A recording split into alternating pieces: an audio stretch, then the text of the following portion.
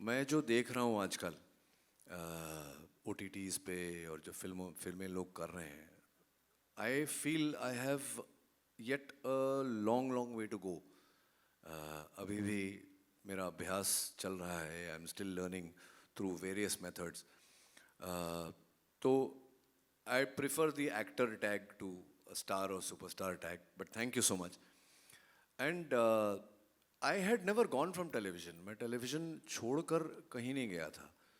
मैंने सिर्फ इतना कहा था कि जो काम मैं 20 साल से करता आ रहा हूँ, कोई तो होगा जो मुझे कुछ अलग काम ला कर देगा। क्योंकि वो, जैसे कि हम जुर्म और जज्बात की बात कर रहे हैं, तो मेरे जज्बात इस लेवल तक पहुंच गए थे। आई होप कि हमने we have qualified for that. एक समय हर व्यक्ति के जीवन में आता है जब उसके सामने दो राहें होते हैं, और मेरे सामने भी दो राहें थे कि मैं उस पथ पे चलता रहूं जहां बहुत सारे पैसे आ रहे हैं, जीवन में किसी चीज़ की कमी नहीं, बड़ी बड़ी गाड़ियां हैं, या मैं फिर एक जो मोड़ आया उस मोड़ पर चलूं जो जिस पे कांटे हैं, थोड़ा स्लो हो जाएगा वॉक, कांटे भी चुभेंगे पैर में, पता नहीं कल क्या होगा। लेकिन हर पक्षी जो उड़ना चाहता है उसे अपने पंख खोलने ही पड़ते हैं। तो मैंने सोचा चलो एक बार जंगलों में से निकल के देखें, अगर खो गए तो कहीं ना कहीं से तो रास्ता निकलेगा। But I am happy that मैं इतने साल बाद, आई थिंक 6 साल बाद टेलीविज़न कर रहा हूँ, और एक ऐसे शो के साथ जो जब सुभाष जी और प्रियंका जी मेरे पास आए शो का कॉन्सेप्ट लेकर, तो आई रियली लाइक्ड इट कि क्राइम शोज़ तो बहुत बने हैं। मुझे सबसे अच्छी बात ये लगी इस शो में कि एक, जैसे कि मैंने पहले कहा है, एक आम इंसान से जब अपराध होता है तो वो साइकी हम एज अ सोसाइटी बहुत जल्दी कंडेम कर लेते हैं लोगों को कि यार ये तो क्रिमिनल है। लेकिन क्यों, कैसे कैसे वो बना, कैसे वो वहाँ तक पहुँचा, उसकी मनोस्थिति क्या थी जब उसने ये अपराध किया या उसके हाथों हुआ। तो ये एक एक सोसाइटी के मन को उजागर करने वाला भी शो है कि what a common man goes through because of various problems. There is domestic अनमन होती है घरों में, there is infidelity, there is poverty. ज़िंदगी में इतने सारे प्रॉब्लम्स हैं, तो वो प्रॉब्लम कैसे, मिसअंडरस्टैंडिंग्स, तो कैसे इंसान को ड्राइव करता है over the wall, over the edge. तो before we condemn somebody the next time, कम से कम एक बार सोचेंगे कि भैया क्या हुआ क्या, before we pass judgment on the person. Ronnie sir, आजकल टेलीविजन पे काफ़ी क्राइम शोज चल रहे हैं जी, काफ़ी होस्ट भी हैं, तो आप किस तरह से एक अलग होस्ट हो जाएंगे इस शो? मैं बिल्कुल अलग नहीं हूँ सर। मैंने कभी अलग होने का दावा ही नहीं किया। मैं अब देखेंगे ये शो जब बनेगा तो मैं कभी भी कोई भी काम करता हूँ तो ये सोच कर नहीं करता कि मुझे लोगों से अलग होना है या हटके, या मैंने कभी मीडिया के सामने ये वर्ड नहीं यूज़ किया हटके। बिल्कुल नहीं, हम तो जैसे हैं वैसे ही हैं, और मैं नहीं मानता कि वो सोच के हमें काम करना चाहिए। हाँ, ये काम किया है। अब जो न्यायाधीश हैं हमारे जज, वो हमारी ऑडियंस है, तो बहुत जल्द ये रिलीज़ होगा और देखेंगे कि ऑडियंस क्या बोलती है, किस तरह से अलग है हमारा शो। Good evening, Ronit, अरे Preetam, sir, how are you? How are you? and Kranti. Nice to see you after so long. Same with you also after 6 years. I know it's been a very long time, sir. First of all, I would like to congratulate the entire Shemaru team for having an atmosphere of a party get together like this, which I used to witness in the 70s and 80s when I started Thank my you, sir. journalism. Thank you, sir. Thank you. No crowds, no gate crashers. Now to the main question. See, when you अच्छा, have एक problem भी है ना, mask पहन के कोई घुस गया तो पता भी नहीं चलेगा। एक सवाल है कि जज्बात टाइटल में, जुर्म और जज्बात, So does it automatically mean that you will be setting out to glorify crime? No, no, no, no, sir, sir. Let me put it in perspective. Let me give you an example. We've all heard of road rage. और हमने देखा भी है कि कुछ थोड़ा सा दो गाड़ियाँ टच भी नहीं करती एक दूसरे को, बट थोड़ा सा कोई अगर ऐसे घुसने की कोशिश करता है तो वो उसके कांच बंद है और वो अपनी गाड़ी में बैठकर सामने वाले के भी कांच बंद है, तो उसको पता है कि सामने वाला सुन नहीं पा रहा है मुझे, वो अंदर अपनी गाड़ी में बैठे बैठे गालियाँ दे रहा है उसको. अब गालियाँ तो सामने वाले को सुनाई नहीं दी, पर उसने उसका माउथ लिप रीड कर लिया कि ये कुछ बोल रहा है गुस्से में मुझे, तो वो उतर गया अपनी गाड़ी से. ये उतरा तो वो भी उतरा, उसमें बोलाचाली हो गई, heated words, then pushing, pulling, then fists, and then you know हो सकता है किसी एक ने किसी का सर वर कहीं फोड़ दिया, तो and that thing and the हादसा happens. So it is not glorification. We are not trying to create glorification of a crime. We are trying to create realization of why the crime happened and what you should do. This is, before I say that, let me just say that this is for entertainment purposes only. Yeah, yeah. It is not, we are not wanting to change society with this show. But every piece of work that people do somewhere reflects something. So this show reflects the mindset of the person who has lost control over his emotion. It is easier said than done, but there are lots of times where, you know, if somebody had kind of, जैसे मेरे बाबूजी कहते थे कि बेटा जब गुस्सा आए तो जवाब देने से पहले 10 तक गिन ले, है ना? So it's the same thing. It's that you know, multiplied into multiple times, that, you know, when you're going through something like that, what should you do? And we are not telling people what they should do. They should watch and come to their own judgment, because our society as we stand today is quite intelligent. नहीं, Twitter पे तो ऐसा ही लगता है कि बड़ा intelligent मेरे साथ society. तो सर बड़ा अलग होता है ना. मेरे पिताजी भी यही कहते थे, मैं 10 तक रुकता था, सामने वाला 11वें पे घुसड़ मार देता था. उसका क्या किया जाए sir? Acha, Ronnie, Sir. I just want to know, because I have seen you as an actor in films, in television. I think एक बार stage में भी देखा था, and now you are anchoring Jurm aur Jazbaat, and you have acted in TV also. In what way your approach is different in each of the spheres? Sir, there is no different approach. There is no different approach. I am the same person who's doing work everywhere. What happens is that when people come to me, they come with something. They come with clay, and they come with a certain form कि हमारे पास ये clay है और ये हमको यहाँ जाना है, ये हमारा starting point है, ये हमारा destination है. Google Map ऐसा बोल रहा है. So they come with pretty much everything. And I've been very lucky to have all those people who have come to me have had very able shoulders, and you know, they've carried my weight through all these years. So I think I'm very fortunate to. बाकी मैं कुछ अलग नहीं करता हूँ. आप पूछ सकते हैं, वो पीछे मेरे डायरेक्टर बैठे हैं.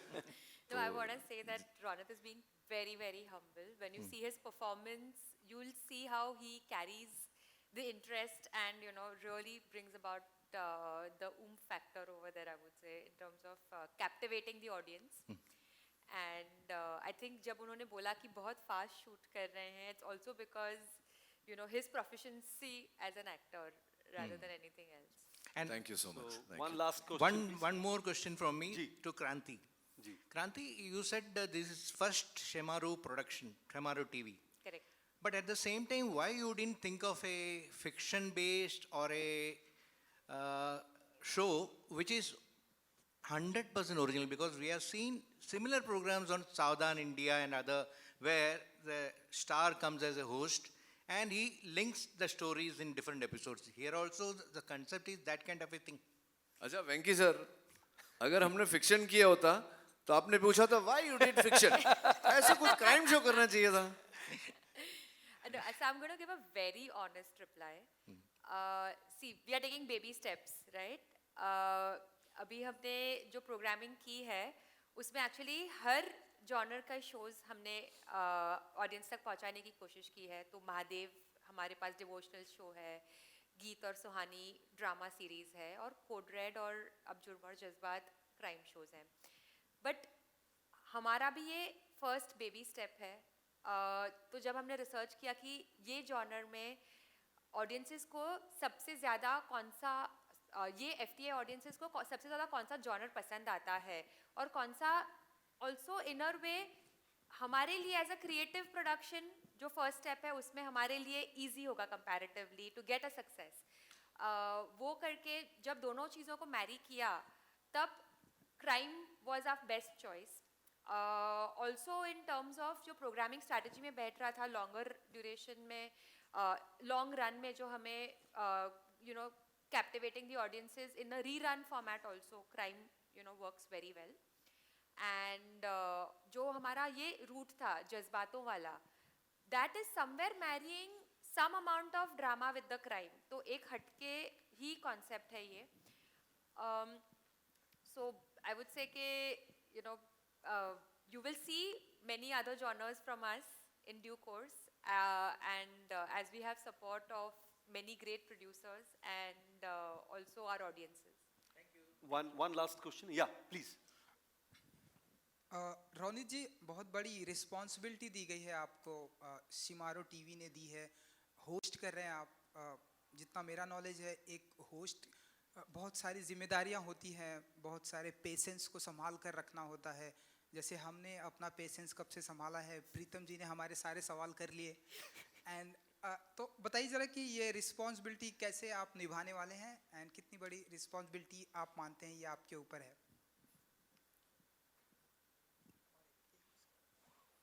देखिए, पहले तो क्षमा चाहता हूँ आपसे कि और दाद देता हूँ कि आपने अपना पेशेंस होल्ड करके रखा. Thank you very much. दूसरी बात ये है कि ये रिस्पॉन्सिबिलिटी नई नहीं है मेरे लिए. जैसे कि आपने ट्विटर पे देखा होगा 30 साल होने आए हैं मुझे, तो 30 साल से जिम्मेदारी लगातार दी जा रही है और मैं निभाता आया हूँ. और जैसा कि मैंने थोड़ी देर पहले कहा, इस खेल में, इस मंच पे, इस फील्ड पर मैं अकेला नहीं हूँ. वो एक टेबल वहाँ जमी है जहाँ मेरे डायरेक्टर्स हैं, प्रोडक्शन हाउसेस हैं, प्रियंका जी यहाँ है, सुभाष जी यहाँ है, क्रांति जी हैं. तो इट्स कभी भी ये सिंगल प्लेयर का खेल नहीं होता. इसमें हमेशा एक टीम काम करता है. और सक्सेस फेलियर तो बाद में आता है, वो तो ऑडियंस पे है, उसका हम कुछ नहीं कर सकते. लेकिन एक डिलीवरेंस ऑफ द प्रोडक्ट वो टीम पर निर्भर करता है.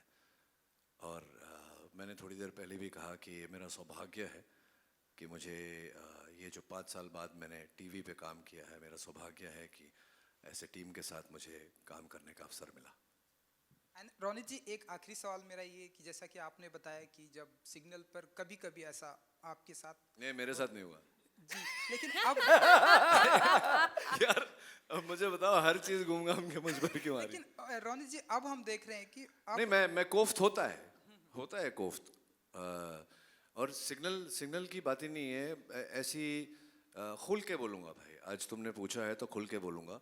और मुझे बिल्कुल मन में कोई डाउट नहीं है कि इस कमरे में बैठा हुआ हर आदमी, हर शख्स, हर व्यक्ति को ये होता होगा दिन में 1-2 बार जब हम देखते हैं हमारे इर्द गिर्द कि शहर में क्या हो रहा है, तो कोफ्त होता है ना मेरे भाई, अंदर से कोफ्त होता है. लेकिन क्या करें. लेकिन रौनक जी, जिस तरह से हम देख रहे हैं कि सिग्नल का ड्यूरेशन भी बढ़ गया है और पेट्रोल का प्राइस भी बढ़ गया है, हाँ. तो पेशेंस लेवल और आप मानते हैं कि हाई करना होगा ये लोगों शो को, से मुंबई की relevant नहीं है पब्लिक ना. को? नहीं, एक मिनट, क्या आपकी प्रॉब्लम सिग्नल के साथ है या पेट्रोल के साथ है? कि patience- सिग्नल, अच्छा मैं समझाऊं कि सिग्नल जितना जल्द ज़्यादा टाइम लेगा उतना ज़्यादा पेट्रोल जाएगा, तो गाड़ी तो बंद कर सकते हैं ना। अब गाड़ी बंद हो गया तो एसी बंद हो जाएगी, और गर्मी में आपने एसी बंद कर दी तो पसीना आएगा, पसीना आ गया तो जहाँ हम जा रहे हैं वहाँ तक जाते जाते बदबू आएगी। तो सर सब गड़बड़ है सर, सब गड़बड़ है।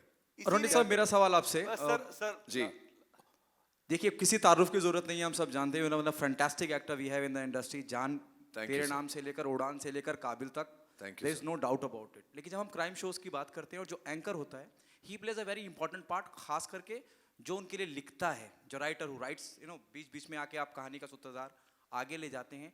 एक राइटिंग कितनी इंपॉर्टेंट हो जाती है एक शो के लिए जब हम इस तरह के शो की बात करते हैं, and there is no doubt about you as an anchor और as an actor. Very you have touched the right point. न सिर्फ एंकर के लिए बल्कि पूरा जो कंटेंट है, पूरा जो एपिसोड का कंटेंट है,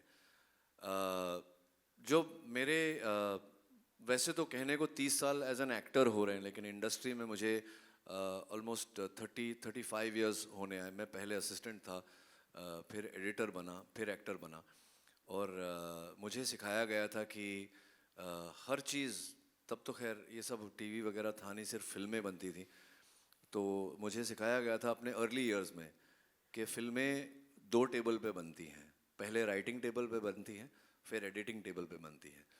तो I think the writer is the strongest base, a good writer is the strongest based any content, चाहे वो चलचित्र हो या टेलीविज़न हो या OTT प्लेटफॉर्म हो।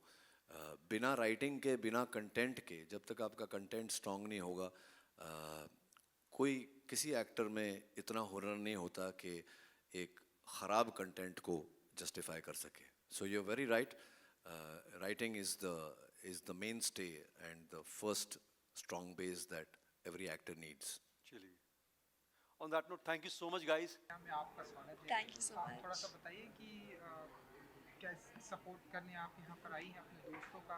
क्या हमें भी आपकी भी कोई कहानी यहाँ देखने को मिलेगी, या what would you say about and what? खैर अभी तो ऐसा कुछ प्लान नहीं है, but of course it's a very nice and realistic show that's coming up. Actually, me and Anirudh Bhaiya, we always used to talk about realistic acting and realistic conceptual stories. तो वो अभी he said कि he's bringing such things up on this. So I'm super excited and I wish him all the best and lots of love and luck to him. Not only for this but also because वो अभी पापा बने हैं and वीर मालिका को एक भाई मिल गया है. So many congratulations on that and ये तो डबल सेलिब्रेशन का माहौल है. बिल्कुल, जुर्म और जज्बात तो कितनी जज्बाती हो जाती हैं, लाइक कितना पेशेंस रखना आज के टाइम पे बहुत ज़रूरी है। अश्नूर जी, अगर आप मुझे बता सकें। बहुत इम्पॉर्टेंट है ना, स्पेशली आज के टाइम में, क्योंकि सिचुएशंस ऐसे हो जाते हैं या देयर आर सेवरल थिंग्स जो आपको फोर्स कर देते हैं किसी वे में रिएक्ट करने के लिए या कोई एक्शन लेने के लिए बिकॉज ऑफ योर इमोशंस, तो वो कभी कभार आप पे उल्टा भी पड़ जाता है. सो ऑफ कोर्स जज्बात एक ऐसी चीज़ होते हैं जो जुर्म भी करवा देते हैं या एक बहुत अच्छा काम भी करवा लेते हैं. So you always have to be very conscious and take your decisions accordingly. आपके फैंस को आपके अपकमिंग प्रोजेक्ट का बहुत ही बेसब्री से इंतजार रहता है, जैसे ये भी आपकी बहुत बड़ी दीवानी है, आपकी जो भी प्रोजेक्ट आता है, म्यूजिक वीडियो भी, अगर आप कुछ बता सकें। अगर आप जी, इस साल एक्चुअली मैंने कोई सीरियल नहीं लिया आफ्टर पटियाला वेव्स, क्योंकि मेरे 12th के बोर्ड्स हैं जो कि मई में होने वाले हैं, तो उसकी वजह से मैं थोड़े ब्रेक पर हूँ लॉन्ग टर्म प्रोजेक्ट से.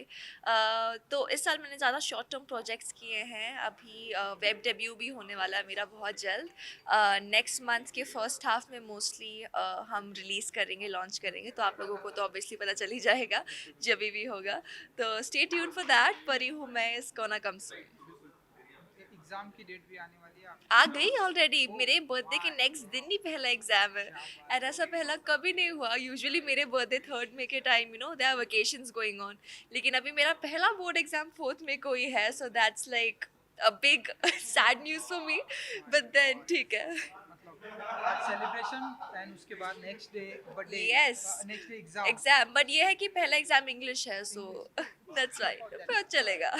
चलिए, अपने फैंस के लिए कुछ कहना चाहेंगे आप? यही बोलना चाहूँगी कि एक तो इसको बहुत सारा प्यार दीजिए प्लीज़। अनिरुद्ध भैया का न्यू वेंचर है, he's coming as a producer, so please give lots of love and support to my Hanuman uncle.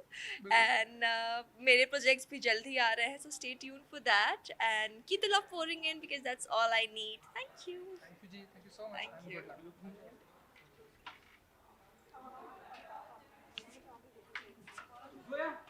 Mic दे, माइक दे, दे माइक। आया फ्रेम में आने वाला, दे, तू फ्रेम में आ रही है? अरे